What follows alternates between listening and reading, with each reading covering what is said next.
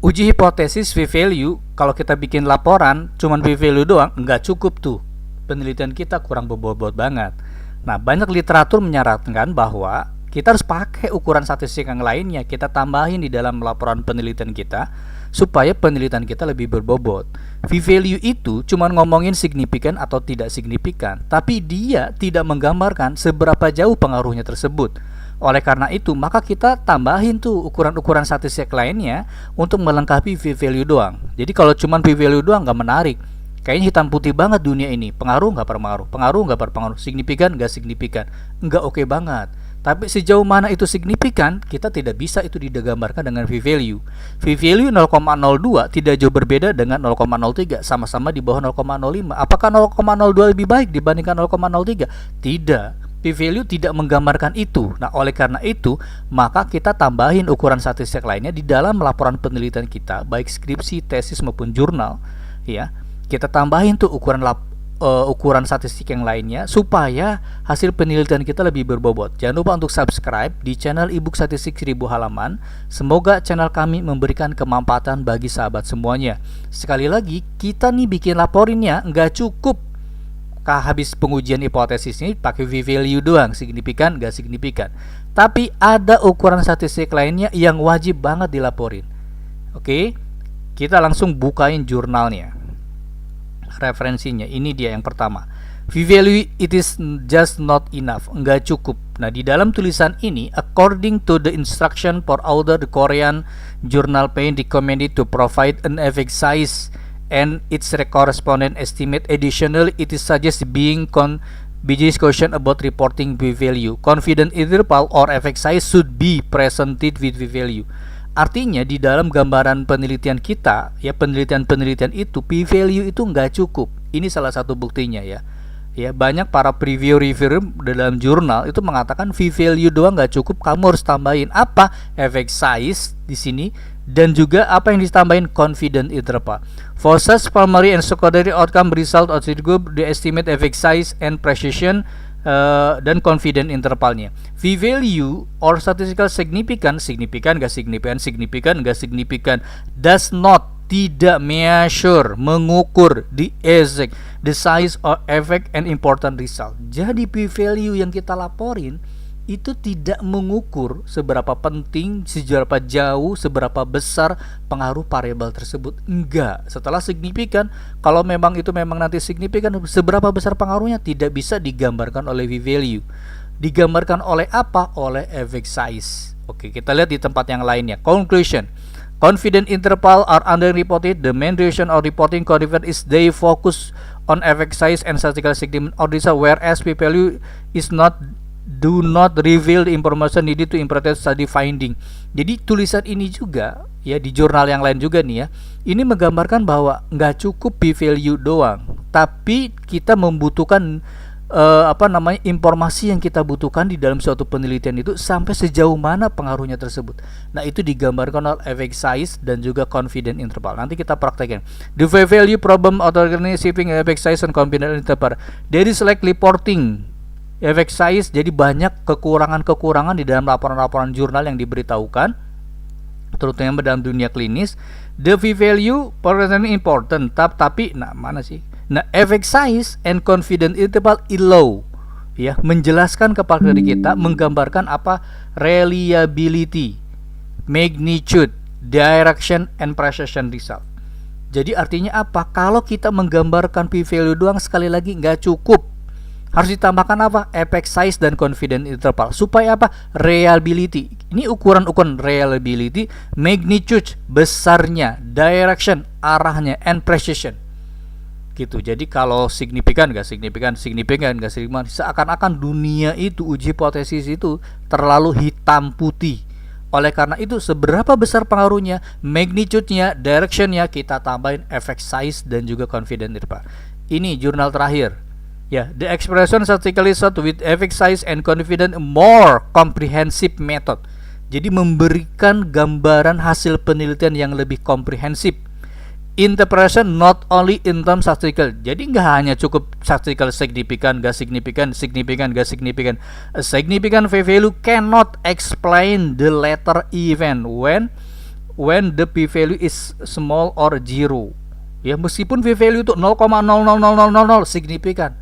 Apakah itu menggambarkan bahwa variabel itu penting? Seberapa penting? Sejauh mana pentingnya? Nggak bisa p-value itu. Jadi p-value hanya hitam putih mengatakan signifikan gak signifikan, selesai.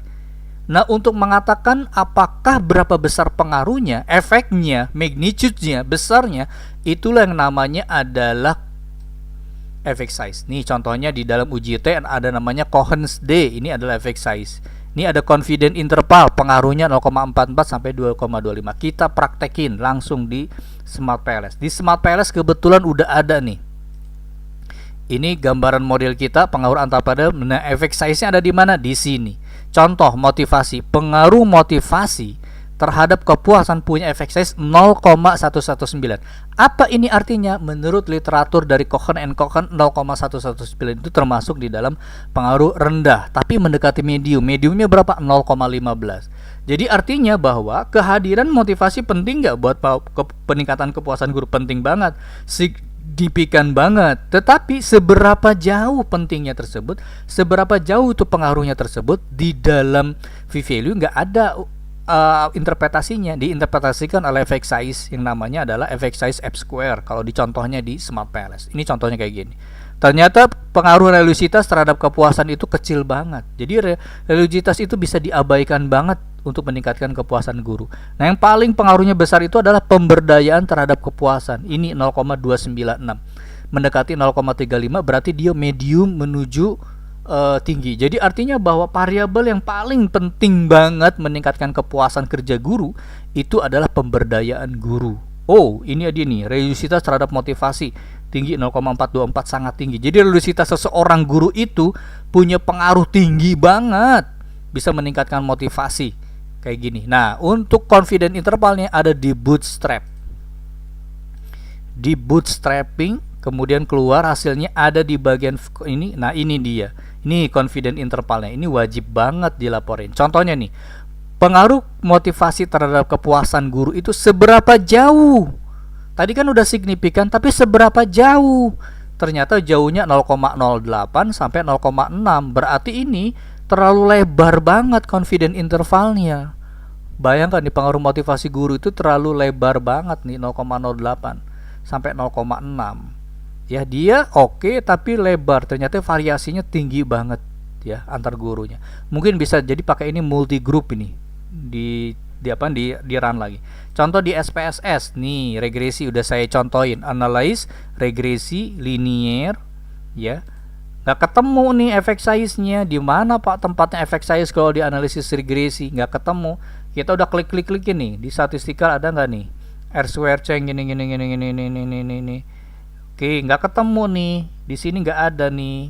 Ya, nggak ada tempatnya. Cuman menggambarkan ini aja, signifikan atau enggak signifikan aja nih. Nah, untuk effect size-nya ada di sini tempatnya nih, di univariat. Sama konsepnya, yaitu di sini masukinnya, di Y masukin, kemudian klik options.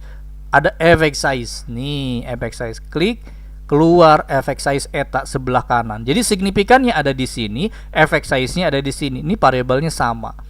Nah, di sini bisa kita lihat nih effect size-nya nih, untuk X1 0,225, untuk X2 0,181. Nanti kita interpretasikan ya dari referensi-referensi tentang effect size.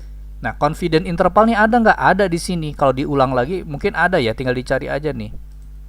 Di regresi statistik nih, confidence intervalnya dilaporin juga ininya. Confidence interval, klik nih confidence intervalnya. Jadi pengaruh X1 terhadap Y, misal X1 nya motivasi, pengaruh motivasi terhadap kepuasan guru sejauh mana? Sejauh 0,281, 0,791. Cukup tinggi ini variasinya. Ya, variasinya cukup tinggi, cukup lebar pengaruhnya, pelebar ini ya. Tingkat presisinya terlalu lebar ini ya. Mungkin bisa diuji lagi ini dengan multigroup dan lain-lainnya. Jadi sekali lagi kami ingin menggambarkan kepada teman-teman semua bahwa uji hipotesis kalau ngelaporin di jurnal skripsi tesis disertasi cuman v-value doang nggak cukup, nggak oke banget, nggak berbobot, harus ditambahkan dua ukuran yang lainnya. Apa itu? yaitu effect size dengan confident interval. Buat apa? Nih, V-value hanya menggambarkan signifikan, enggak signifikan, clear sampai situ.